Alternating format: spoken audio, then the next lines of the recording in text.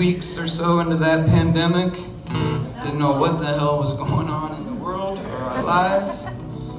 I just knew that I hadn't seen anybody except for my wife for 3 weeks. Nobody else. And I knew John Prine was sick.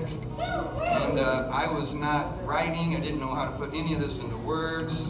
And in true John fashion, what she used to always say is he would rather have a hot dog than write a song. I'm kind of the same way.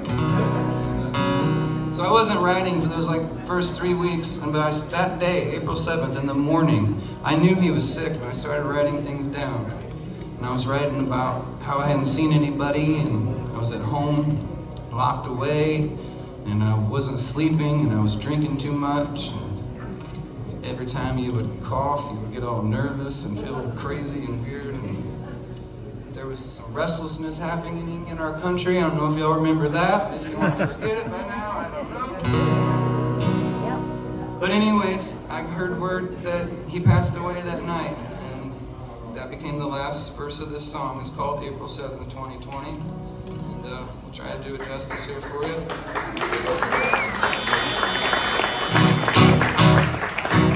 John Prine was my hero, and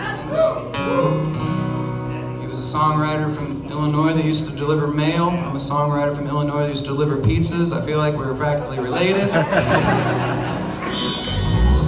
But nobody in the musical world has ever made more of an impact on me. And I don't know, I'll sing all these for him tonight. But thank you all. I never met him. His people turned me down twice. I had what I thought was the greatest 4 songs ever written on a cassette tape when I was 20 years old, and I took it to Nashville and in El Camino. And El Camino broke down when I got there. I was like, that's okay. I still got the best 4 songs ever written on this cassette tape. And I took it to all these different record companies, and they had this sign that said no soliciting, and I never had that in my town. I didn't know what soliciting was. Like if you come try to sell this shit at our door, we just run you off in our town. There's no soliciting signs. You don't need them. And so I handed out 200 of these cassette tapes to all these record companies, and I went back home in Illinois and waited for the phone to ring about my 4 greatest songs ever written. And 6 months went by and nothing. And 7 months later, I got this email from Oh Boy Records. And it said, Cody. I wasn't Chicago Farm at the time, I was just Cody. He said, Cody, there's nothing here we could use, but keep writing. Even in rejection, John Prine and his people were just the coolest ass people in the whole entire world.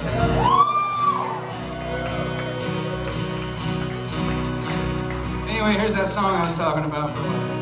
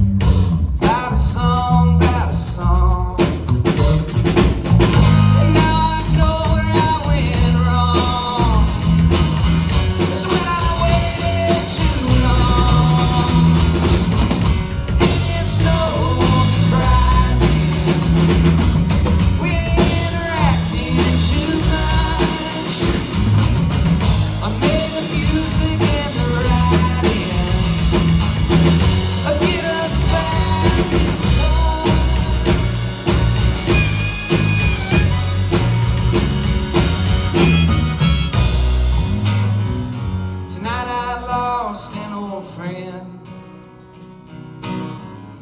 of a friend.